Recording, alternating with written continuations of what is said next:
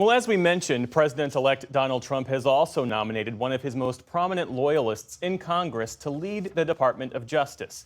Florida Congressman Matt Gaetz is the former president's pick to serve as the nation's top prosecutor.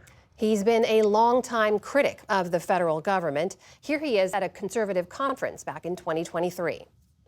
I don't care if it takes every second of our time and every ounce of our energy. We either get this government back on our side or we defund and get rid of, abolish the FBI, CDC, ATF, DOJ, every last one of them, if they do not come to heel.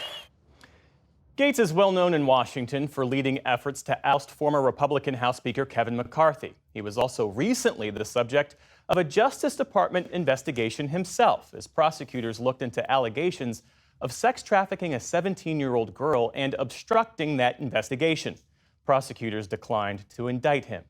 Gaetz was also a major supporter of Mr. Trump's efforts to overturn his loss in the 2020 presidential election. NPR's Carrie Johnson covers the Department of Justice and joins us now. Thanks so much for being here. We appreciate it. Thank you. So this is another sign that Donald Trump is rewarding loyalty as he builds his cabinet, as is his right. Matt Gaetz, we should say, though, is a polarizing figure with little prosecutorial experience. Help us understand why Donald Trump is choosing him. Matt Gaetz has minimal legal credentials, Jeff, but he has a shared animus with Donald Trump against the institution of the Justice Department and the FBI. Both of these men, of course, have been subject to federal investigations, FBI investigations looked after by federal prosecutors, and they have come away kind of radicalized in some respects about those institutions and the power they have. Donald Trump today, in his statement announcing he wanted Matt Gaetz to be the Attorney General, called him tenacious and praised his relentless oversight of the Justice Department from Congress. And Trump seems to want to clean house at the Justice Department. Matt Gaetz may be the man to do that if he gets confirmed by the Senate. And as we said, Gaetz has his own ethical and legal problems. The DOJ investigated him as part of a sex trafficking probe. He was not charged. There is an ongoing House ethics investigation, though.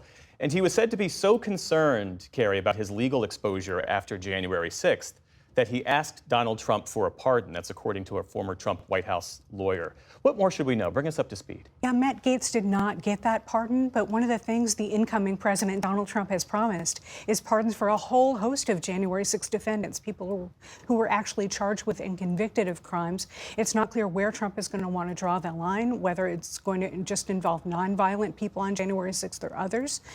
But Matt Gaetz seems to share a view of what happened on January 6th with the incoming president of the United States. Matt Gaetz has actually introduced legislation to support some of those defendants. And so I think he's very like-minded with Trump on that topic in particular. An AG pick, as you well know, is among the most important selections a president can make. The Attorney General guides what is really the world's largest law firm. Big picture, help us understand, what does an Attorney General do? What does the DOJ do? And what could an AG, Matt Gaetz, what kind of impact could he have if he's confirmed? It's a huge institution, over 110,000 employees who do everything from investigate crimes against children to cyber attacks to potential terrorist attacks. They go after drug crimes and drug gangs.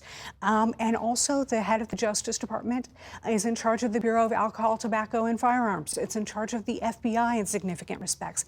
An Attorney General has basically the power to set priorities about what gets investigated and what does not. And we already know Donald Trump says he wants to investigate some of his political enemies, including members of Congress, and perhaps even the almost former President Joe Biden and his family.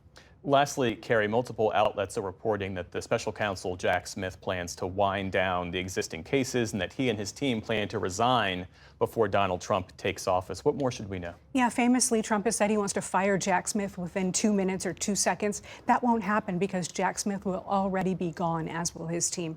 There were 2 ongoing criminal cases against Trump, one involving January 6th, the second involving classified documents at Mar-a-Lago.